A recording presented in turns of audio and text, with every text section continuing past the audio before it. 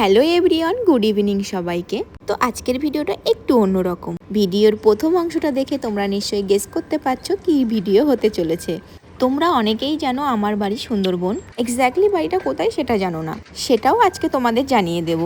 আমার বাড়ি একদম সুন্দরবন বর্ডারের গায়ে। এখানে দেখো পুলিশ কাকু ডিউটিতে আছে, এখানে বিএসএফ। প্রথম ঢালাই রাস্তাটা শেষ করে এখানে আবার ইটের রাস্তায় এসে আবার ঢালাই রাস্তায় উঠবো। আর এই মাঠটায় হয় আমাদের মেলাটা। আর আমি যাচ্ছিলাম আমাদের বাড়ির পাশে সেই বিখ্যাত ঐতিহাসিক চাড়ালখালির হরিমেলা প্রাঙ্গণে।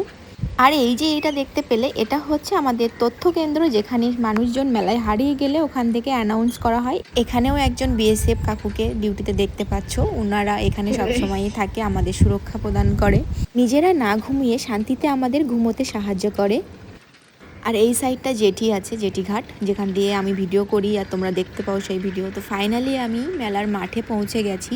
এখানে দেখো এখনও একটা জনমানুষ কেউ নেই, শূন্য, পুরো একজনও মানুষজন নেই। কিন্তু এইখানে মেলার সময় এত ভিড় থাকে, এত ভিড় থাকে। তো তোমরা সেটা সবাই জানো, যারা এখানে এসছো, যারা জানো চেনো। এই যে এটা হচ্ছে আমাদের সেই জাগ্রত হরি ঠাকুরের মন্দির। আর এখানটা দেখো, এই কৃষ্ণচূড়ার নিচে অনেক ঠাকুর। এগুলো হচ্ছে গত বছরের মানসিকের ঠাকুর, যেগুলো হরি মন্দিরের ঘর থেকে বের করে এখানে রাখা হয়েছে। নতুন ঠাকুর মন্দিরে রাখা হয়েছে, আর এগুলো এখানে রাখা হয়েছে। আর এখানে এই যে ঘরটা দেখতে পাচ্ছ, এখানে নতুন ঠাকুরগুলো এখানে রাখা হয়েছে।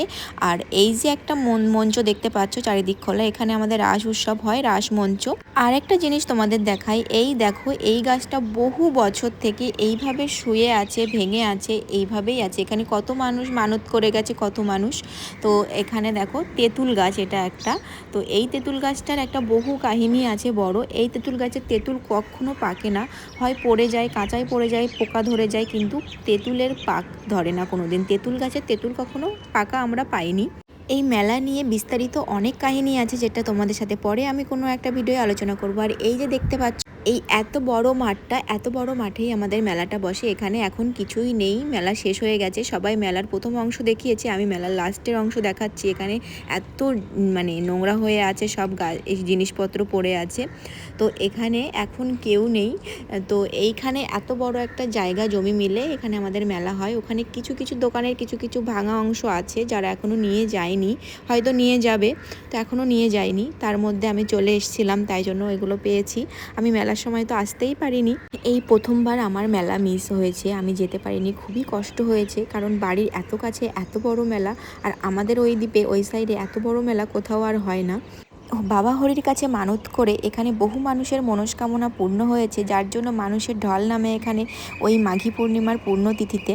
হাজারে হাজারে ভক্ত বাবা হরির টানে দেশ বিদেশ থেকে ছুটে আসে ওই একটা দিনের জন্যই। এখানে বাবা হরির মন্দিরটা ভেঙে আবার নতুন করে তৈরি করা শুরু হয়ে গেছে, কারণ মন্দিরটা আমাদের অনেকটাই ছোট হয়ে আছে, যেটাকে অনেক বড় করার জন্য মন্দিরটাকে ভাঙার ব্যবস্থা করা হয়েছে, যাতে ভক্তরা এসে এখানে একটু বাবা হরির দর্শন পায়। কারণ মেলার দিন এত ভিড় থাকে, যারা দূর দূরান্ত থেকে আসে একদিনের জন্য, তারা বাবার মন্দিরের ভেতরে গর্ভগৃহে ঢুকে বাবাকে দর্শন করতে পারে না। সেই কারণে মেলা কমিটির পক্ষ থেকে মন্দির ভেঙে বড় করার একটা পদক্ষেপ নিয়েছে।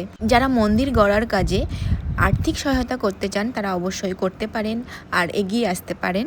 মন্দিরের পূর্ব সাইডে একজনও মানুষজন থাকে না, আর আগে যেসব মানুষগুলো থাকতো তারা আর ওখানে থাকে না, পুরোটাই জলকর এখানে আর বনে ভরে আছে। তো এই সাইডে আর মানুষজন থাকে না। তো এই হচ্ছে আমাদের হরি মন্দির। আর আমি বিকালে একটু এখানে ঘুরতে এসেছিলাম, আর তোমাদের সাথেও শেয়ার করা হয়ে গেল যে আমার বাড়িটা কোথায়। আর এই যে হচ্ছে আমাদের সেই বিএসএফ ভাই, যারা ডিউটিতে থাকে, শান্তিতে আমাদের ঘুমোতে দেয়, যারা আমাদের সিকিউরিটি দেয়, যারা বলো আমরা সুন্দরবনে কিভাবে থাকি, ওনাদের ভরসাতেই থাকি আমরা। ভিডিওটা কেমন লাগলো অবশ্যই জানিও। টাটা সকলকে।